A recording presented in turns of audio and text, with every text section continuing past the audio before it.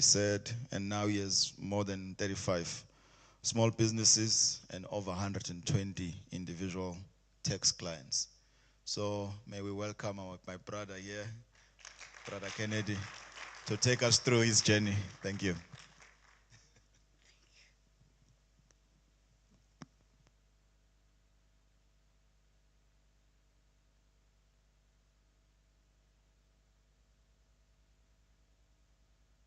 Thank you.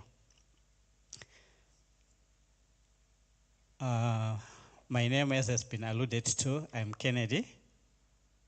It's nice to speak to business people. So today we want us to be very free. Okay, we are not in church. Okay, we are in church, but but the purpose today is to help each other as business-minded people, and we want to network. We want to know what you are doing. I'm not sure if we have a session program director where maybe we get to see maybe where people can volunteer and let us know what they are doing, because I think it's also important so that we may also know how we can help each other. So I'm going to be talking primarily from moving from a side hustle to a sustainable business. I'm not sure how many of us are hustlers here. If you say you are a hustler, let's see. And how many of us are running their small businesses? Formalized, structured. Oh, okay, so we've got CEOs here as well. Because I know statistics in South Africa says that 1 in 3 people employed have got a side hustle. Because, you know, it's hard surviving on one income. The economy requires you to have an extra something. And probably not just only the economy. Sometimes you do a side hustle maybe because you feel it's your passion. Whilst you have got your 9 to 5 job, but you still that in that extra time you wanna do it to get something extra, to get some fulfillment and have some financial freedom. I'm not sure if I'm very far from you guys. I feel like I want to be closer to you. I'm trying to be closer to you because I want to interact with you as we go through. I've prepared some slides, but I don't know if I'm going to stick to them because we want to talk business. So, in 2016, 2016, I think that was the last time I had a formal pay slip. Because that's the year when I moved from formal employment into starting to run my own things. It was very hard that time, and my wife didn't even understand or agreed with me, because the pay slip always gives you that comfort that at the end of the month something is coming. But then statistics also reveals that about 70% of employed people are broke by the 7th of each month. I don't know if that speaks to you. By the 7th of each month, most households are struggling financially. And when you open your wallet, it's like cutting an onion. You start crying.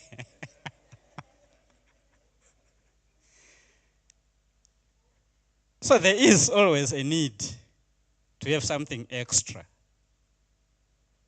So I decided to go full time into running my own practice. Because whilst I was at work, I had 2 clients that were saying, look, we are paying so much money into your firm, but you are the person that is always assisting us. We call you at any time if we need anything. Even at night, we call you. You are always, even on weekends, we call you. You are always able to assist us. Why don't you run your own thing? And then, it got me thinking. And with time, I decided, you know what? Let me first structure these 2 clients, prepare a package for them that they'll be paying me monthly. And with that, I'm able to cover the bills. And I try to build more clientele. So I left my former employment and started my company. The company that I started in 2016 was called Brainworks Consultants. It's still existing. It's also one of my companies. It's still existing. It's a consulting firm. I ran with it until 2020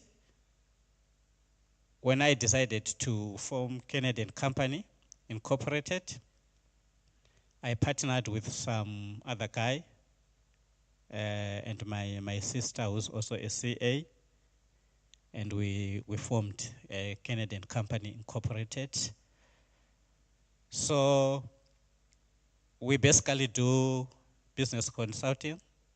Anything business, we do.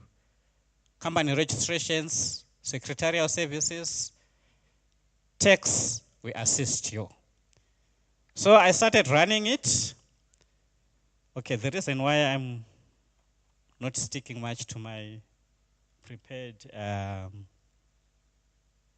slides is I want you guys to have an understanding and a background. Because when I just speak from the slides, you think like it's all rosy.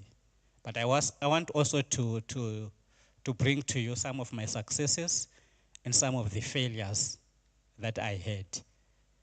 So in 2020, during the COVID time, COVID was a breakthrough year for me.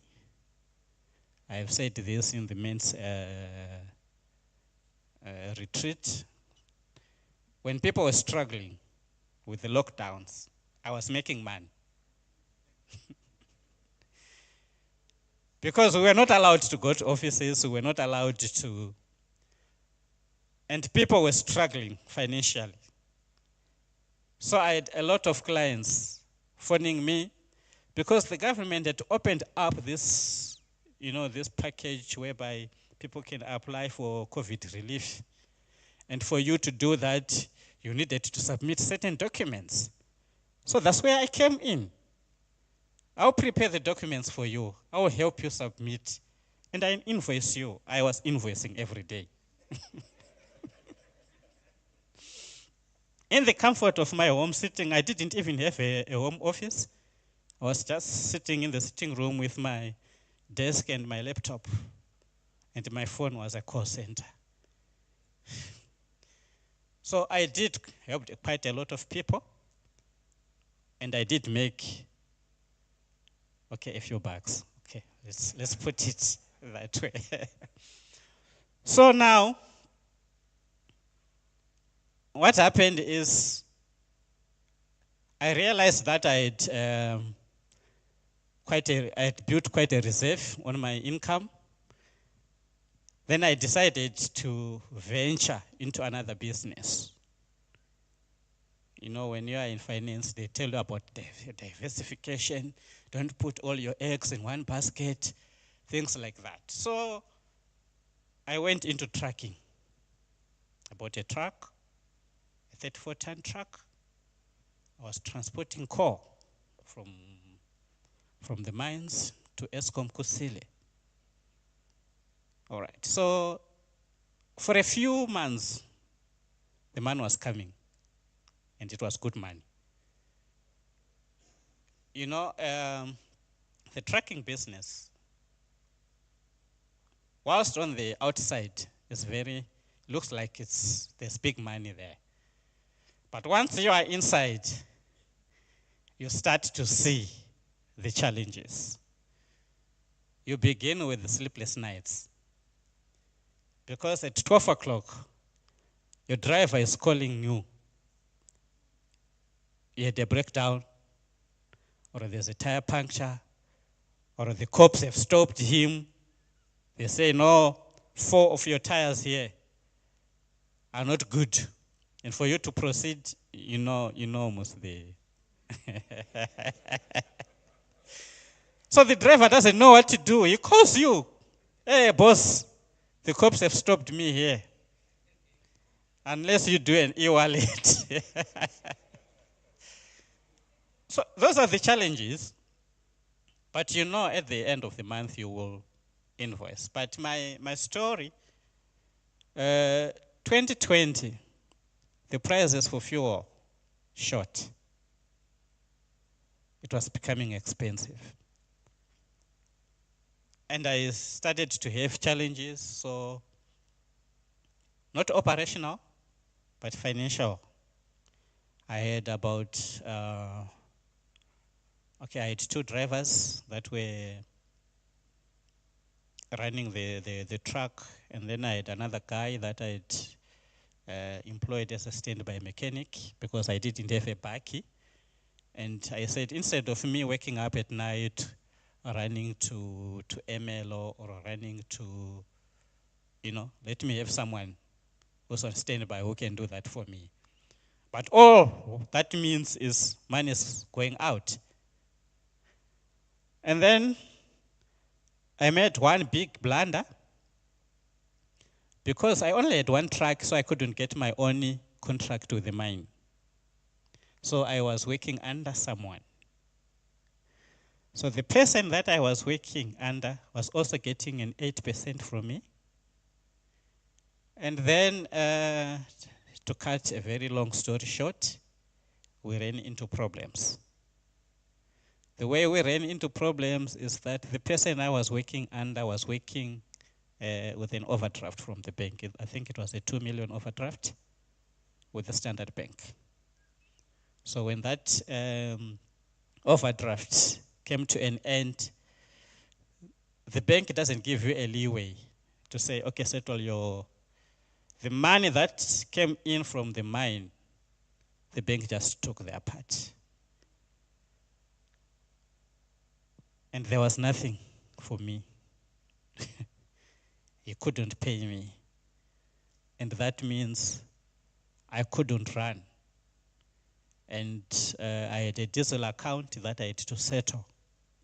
I had the truck that I had to pay the installments, the insurance, the drivers, all of that. I became grounded. And it was a very stressful period. Okay. So I parked the truck. I parked the truck because I couldn't operate. And you can't operate without diesel. You can't operate without any other contract because I had to move from this guy. So I parked the truck, and then someone came in. We also tried some other things and put it somewhere else. It didn't work. Until now, the truck is parked. So what I'm trying to say is businesses, you can make it. There's a time where you can actually make it. And there are also challenges. And if you are not careful, and if you have not done your proper research, because I didn't do my proper research, because I saw a friend who was in the trucking business and was making it. And I said, no, let me also tag along and make it. And I got bent, and I got bent big time. Because by that time I was owing the bank, I think, over $500,000. Because I'd bought the truck on finance. So I had now to take money from my accounting practice to settle the bank. So if I didn't have the accounting practice by then, probably it was going to be the end. But I managed. So let's talk now about transitioning from a side hustle into a business. How do you know that this is the right time to move from side hustling? We are not going to talk about side hustle because I've seen the majority of us here already have our side hustles, isn't it? So you already know whichever side hustle you are doing. It could be the courier business, the online business. What other side hustles? What other side hustles are you guys doing? You don't want to share? Let us know. What other side hustles are you doing? Farming. I always buy vegetables here on Sundays. Yes, some are into farming or gardening. Some they sell eggs. Some are doing laundry. Some are doing babysitting. I didn't know that babysitting could be a side hustle as well. Some are also,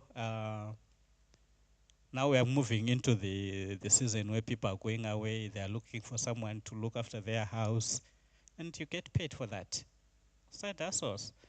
Some are doing laundry. You live in the estates, where people are struggling with, professionals these days, especially the young professionals. They don't have all the time for that. They want someone to do their laundry. So there are quite a lot of side hustles that you can do and earn you an extra income. But our issue today, I wanted to talk about transitioning from a side hustle into a full-fledged business. Like I told you, when I formed a Canadian Company Incorporated, I was doing bookkeeping for people just as a sole trader on myself without a proper company structure. So there are advantages and there are disadvantages as well. If you are a sole proprietor, you have to look at, do you want to remain as a sole proprietor or as a sole trader just running your business? Or do you want to transition into a full-fledged business where it's no longer about you only, but you have got other people also into helping you? Because, sole proprietors, once you are gone, then the business is gone as well. So most of us, the reason why we are doing side hustles or we are entering into business, we want to try to build a legacy, isn't it? We want to try to build a legacy for the generation. It's no longer about us. Most of us here, I'm not sure if I say I'm glad or I'm disappointed, because the majority here are elderly. The youth, I see 2, 3, 4, 5. Okay. We have a few young people, but most of us here, we've seen it all, isn't it? And it's no longer about us. But we are trying to build something for the generation, for our children. We want to give them somewhere to start from, because, to be honest, some of us, we didn't start from somewhere. We started from zero, because our parents didn't, leave a fortune for us. We had to struggle. So how do you know that this is the right time for me to move my side hustle into a business? Firstly, what I would say is, I know the guys from the media will struggle with me in terms of the slides, but please bear with me. So the first thing to know that you can now transition from a side hustle into a business is repeated sales. If if you have just done one sale, if you have done one business and you customers keep on coming to you. And you can see that, okay, there is demand for my products, or there is demand for my services. And the time, maybe you were taking your side hustle just as a hobby, but you can see now it's demanding more of your time. Is instead of you just doing it maybe at night when you come from work, you'll see even your weekends, you are occupied with whatever nature of your side hustle it is.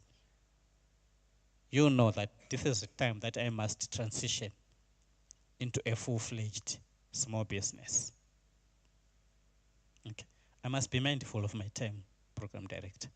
I must be mindful of my time so that I don't eat into other people's time, because there's still a lot to come. We haven't even had our keynote speaker yet. So we need to be mindful of that. Okay, thank you. So once you see that you are having repeated business, you should know that it's time to transition from a side hustle into a business. And if you think long-term sustainability, you know it's time to transition. And you have created a loyal customer base. You should know that it's time to transition into a full-fledged business. I am not saying then completely quit your job, or I know there are other people who are running their businesses. They've employed other people to do it for them whilst they are still have the security of their jobs, but they've got a business running. I'm not talking about tenderpreneurs, but I'm talking about real businesses that are running, be it online, be it whatever it is. All right. So transitioning from a side hustle into a business, one critical thing is a mindset shift. A mindset shift. A side hustle is only just a person-oriented, isn't it? It's only about me. I sit on my computer, whatever products I'm selling. But a mindset shift now is I'm thinking long-term. I'm thinking sustainability. I'm thinking expanding, growth. I cannot do that on my own. I have to network now. I have to bring in other people. Like I said, currently I've got 3 other guys besides my partners, but the employees that are working for us, the ladies that are doing the data capturing.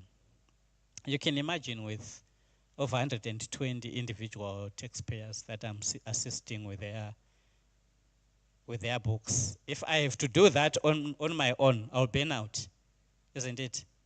Because doing an individual's income tax submission with SARS these days is difficult. You claim any expense, they'll come back and say, can you substantiate? We need supporting documents. Show us that this is a real expense. That's SARS. Previously, they would accept that and, But for you now to do that, for each and every client, I will burn out and I won't have any time. So I had to bring in other people. I had to scale my business. Other people have to come in, do the data capturing.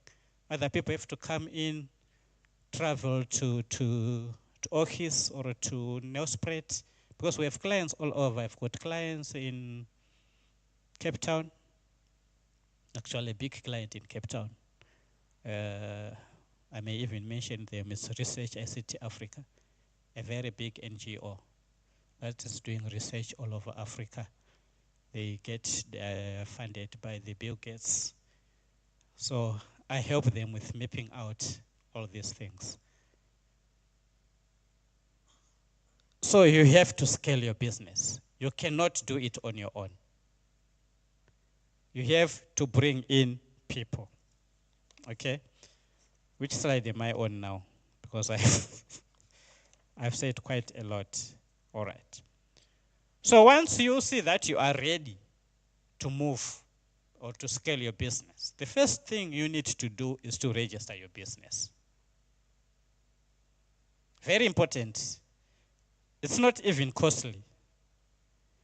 With less than 200 Rand, you know you can register your business. You are away. You are not away. Yeah, because I think it's 50 Rand to do a name reservation, and then it's about 125 to register the business. So that gives you about what? 175. Yeah, 175 Rand. You register your business with CIPC. And once you register your business with CIPC, it's automatically registered with SARS. You get an SMS or an email with your income tax number. Just like that. You don't need a consultant to do that. If you come to me, I'll charge you probably 900. Yeah, some are charging 5,000. Honestly. It's the market. But I'm giving you information. It's very simple. You just register yourself as a customer with CIPC. It's a very simple process, and they've got how to do it steps. You just give yourself time to go through it, and then within a day, actually, you've got your business registered. As simple as that. It's important. Get yourself registered because that's the foundation. And once that foundation is not properly established, then you have got problems. So get your business registered, and then define a value proposition. What is it that sets you apart? What is it that sets you apart from any other businesses? Understand your value. Understand your customers. Because understanding your customers clarifies your direction, the direction in which your business will take. Am I making sense? Are we together? Okay, because I may just be rambling and you may not understand me. So, because I ran across, there's an African proverb that says, when you are shelling groundnuts for a blind man, you know groundnuts?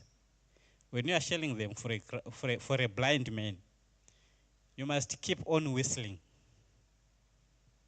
just to assure them that you are not eating them. So you must keep on whistling.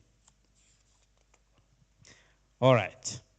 So you have established your business, you have set up your registration. You are now a legally registered entity. You have defined your value proposition. You've identified your target customers. You need to develop a simple business model, a business plan that will set out your visions, your missions. What are you intending? Because I said it's about a mindset shift.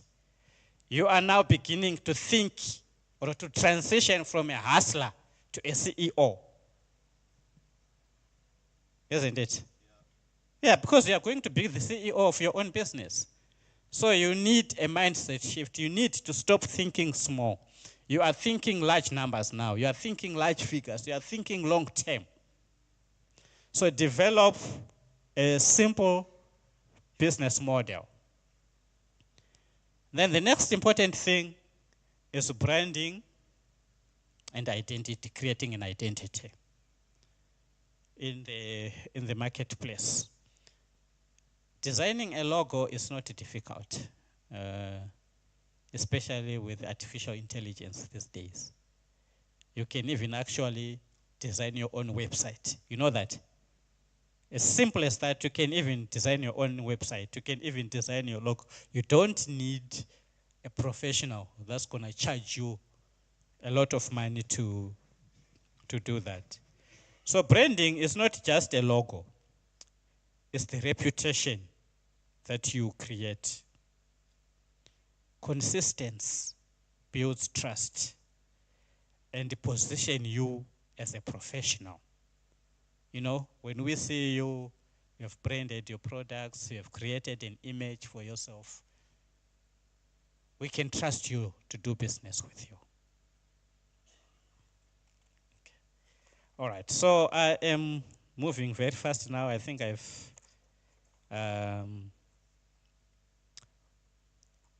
all right, I'm going to talk about just a few things that we need to do. When you were running your hustling, I think all the money that was coming was going into your personal business account, isn't it? But now as a business, you have to create a separate bank account. Now we are going to separate your personal expenses from the business expenses. And it's also critical that you pay yourself from the business.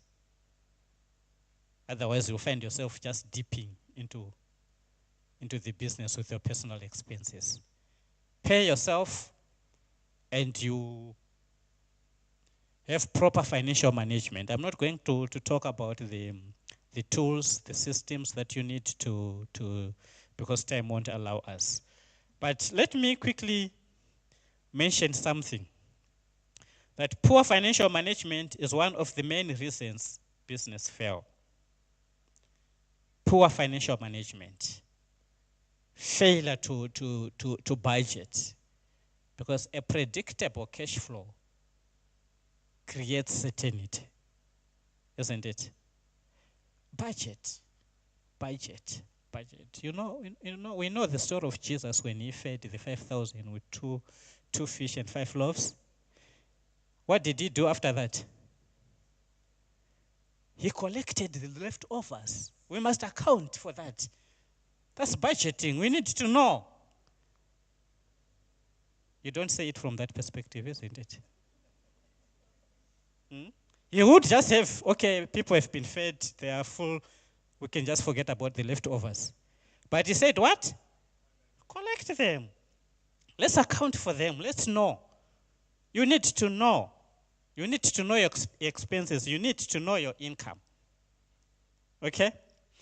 And then I would have wanted to talk about tax, because I've seen businesses that started very well going down because they failed to manage their tax matters. They failed to manage their tax matters because SARS will tell you, as long as you are a registered business, whether you are trading or you are not, you need to submit your returns. If you don't, we are penalizing you every month. So I've heard people coming to cry, I got a message from SARS that I'm owing them 12,000, but my business was not working. Did you submit your returns? Did you let SARS know that my business didn't work? And I can attest to it, even if I am to submit a new return. But because we fail to take tax matters into consideration, we are concerned about, as long as money is coming in and I'm running my business. A lot of businesses have collapsed because of failure to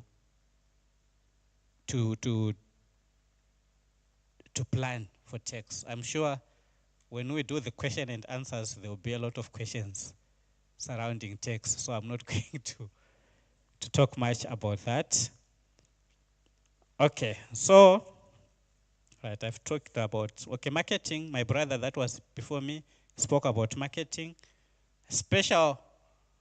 There's WhatsApp business, very easy. There's Facebook marketplace, very easy. You can use word of mouth. The way I built my clients, I didn't advertise. It was just by referrals.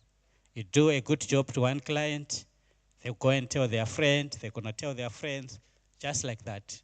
Basically, that's how I built my clientele.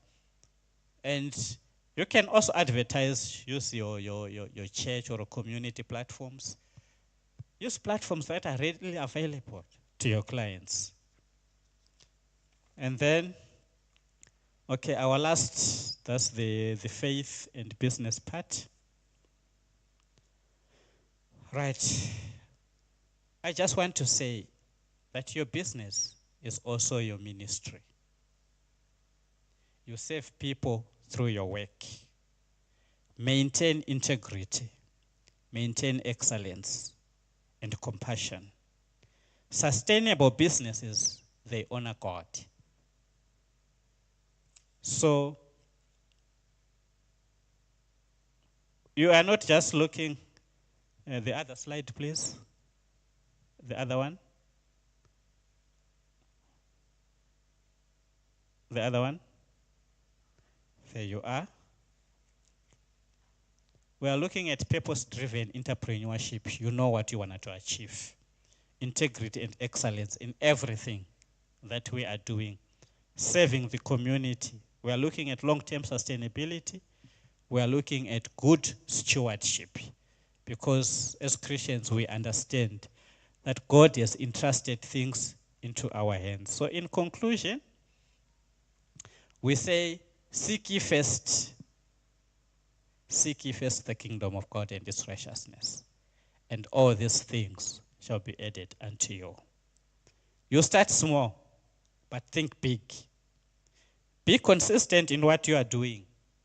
Build systems. Trust the process. There's a scripture that I put there. Lazy hands make for poverty, but diligent hands bring wealth. That's Proverbs 10, verse 4. We want to see sustainable businesses, not just businesses that take off and then I know there will be bumps and challenges on the road. But the reason why we have created this business forum is to help each other. When you have got challenges, when you don't know what to do, when you need advice, we are creating this forum so that we can help each other. Don't suffer alone. Don't struggle alone. Cry out, and then we help each other. Program Director, thank you. Thank you. Thank you, Brother Kennedy. Really appreciate the insights. They all, in events, they always give a gift. Unfortunately for us, we're just shaking a hand. Thank you so much.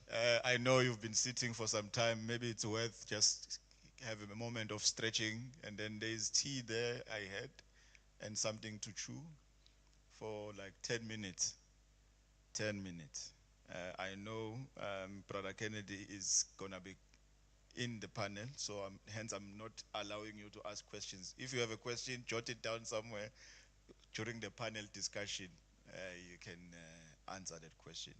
Or whilst we are networking. They always say, when Brother Kennedy was talking about building up a team, it says teamwork is important. It allows you to blame someone else. So let's enjoy the time. Let us enjoy the tea. I would say by 20 past, we're back again here. Thank you.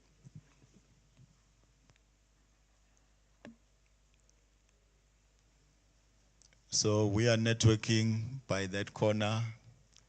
Let us go there and network.